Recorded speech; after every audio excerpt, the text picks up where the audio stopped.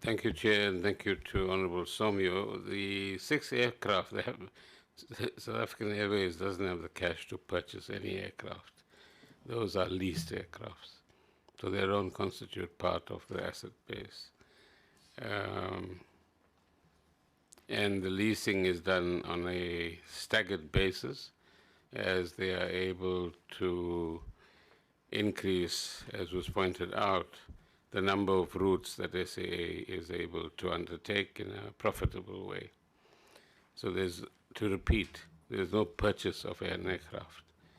It does not have the cash to be able to do so.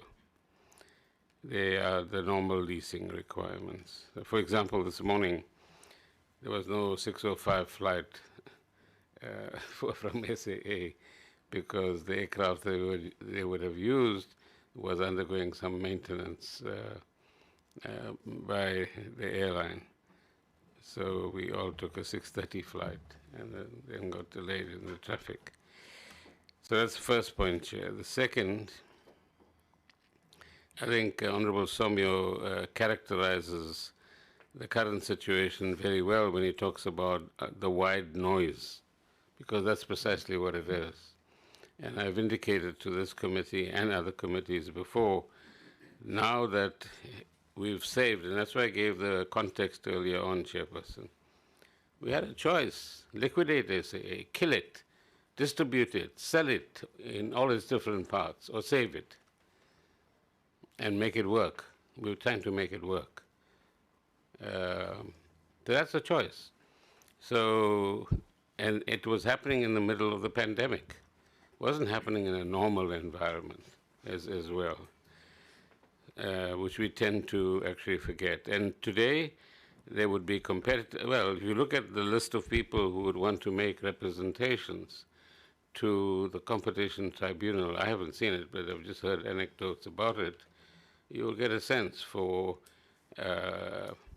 competitors who want to make sure SAA doesn't move into the SCP direction, and disruptors who want to, for one or other reason, not make this deal work, so that what appears to be a reasonably working airline now, which requires further cash injection before it can expand its number of routes, can now be put into somebody else's pocket. So the relentless push for further corrupt deals in this regard is still pretty much there. And to the best of our ability, we're going to make sure that it doesn't happen in that way.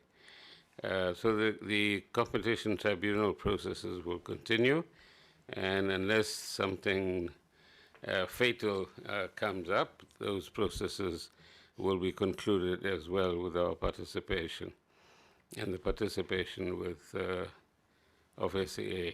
The rest of the questions, Chair, are directed to Advocate Motibe.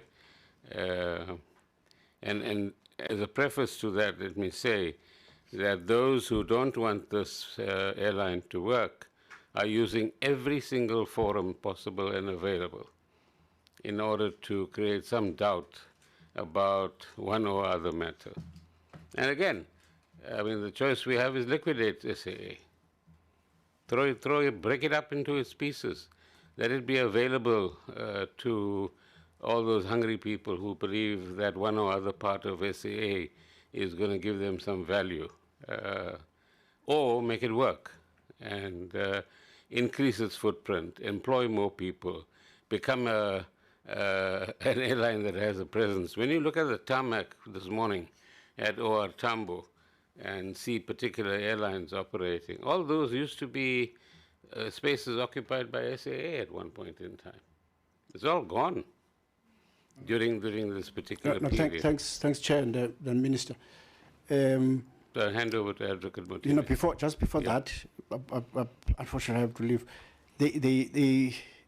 There is a point which seeks to affirm my question line, which talks about the acquisition of 6 additional aircrafts following a PFMA Section 54 application during February 2023.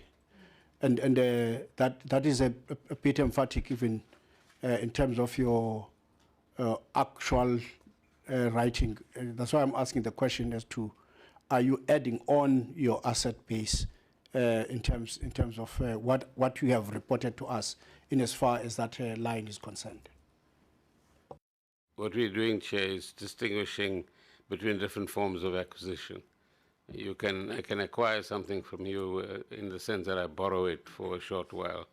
I can acquire something to buy it, and I can acquire, in this instance, to lease it. But leaving the word acquisition, which might create the wrong impression. At the moment, it's about leasing. I think that should be Yeah. That's a fair feedback. Thank you. Okay.